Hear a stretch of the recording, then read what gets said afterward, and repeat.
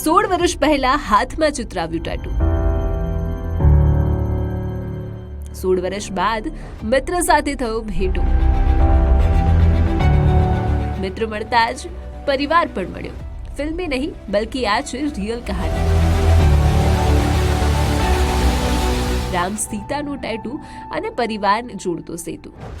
Police station આમ તો અપરાધીઓ આવતા હોય છે, જોકે આ કહાની જરા અલગ છે। પંકજ અને નીરજે વિચાર્યું પણ નહીં હોય કે 16 વર્ષ બાદ તેમનો ભેટો રામ અને સીતા માતાના ટેટુના કારણે થશે। વાસ્તવમાં વાત એમ છે કે ઉત્તર પ્રદેશમાં આજથી 16 વર્ષ પહેલા ભાઈ સાથે ઝઘડો થતા 12 વર્ષનો પંકજ ઉર્ફ રાહુલ ઘર છોડીને અમદાવાદ આવી ગયો હતો। બોલી કે સાંભળી ન શકવાના કારણે પાછલા 7 વર્ષથી તે નવરંગપુરા પોલીસ સ્ટેશનમાં સેવા આપતો હતો। જો કે થોડા દિવસો પહેલા તેનો મિત્ર નવરંગપુરા વિસ્તારમાં આવ્યો હતો અને સિક્યોરિટીનું કામ કરતો હતો અને પંકજના હાથમાં રહેલું ટેટુ જોઈ જતા તેને પોલીસ સ્ટેશનમાં પહોંચી જઈને સમગ્ર વાતની ખરાઈ કરી હતી અને જાણ થઈ હતી કે આ તેનો જ એ જ મિત્ર છે જે 16 વર્ષ પહેલા ગુમ થઈ ગયો હતો।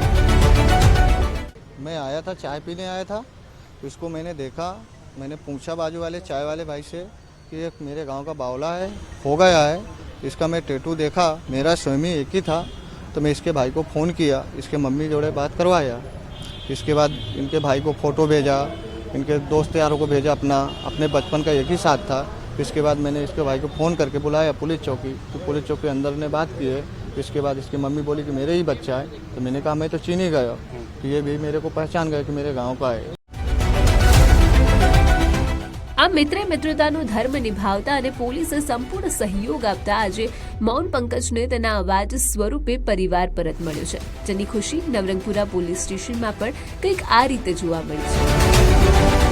પણ આજથી 5 દિવસ પહેલાં એના મિત્ર નીરજભાઈ જે અહીં એક સોસાયટી છે ત્યાં સિક્યુરિટીનું કામ કરે છે, એ અહીંથી નીકળતા એના હાથમાં રામ સીતા નામનું એક ટેટુ ચિતરાવેલ છે ચૂંદડા સ્વરૂપે।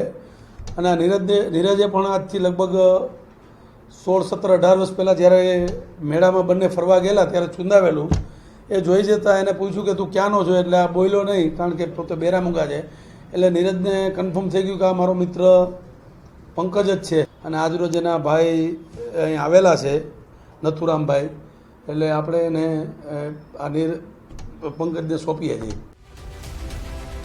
અંતમાં એટલું જ કહીશું કે સમયે ભલે 16 વર્ષનો અંતર ઊભો કર્યો હોય, પણ એક નાનકડા ટેટુએ અંતરને પળોમાં પૂરો કરી દીધો। પંકજનું જીવન સાબિત કરે છે કે પરિવારથી છૂટેલો માણસ અધૂરો હોય છે, પણ પ્રેમ, ઓળખ અને યાદો તેને ફરીથી પૂર્ણ કરી શકે છે।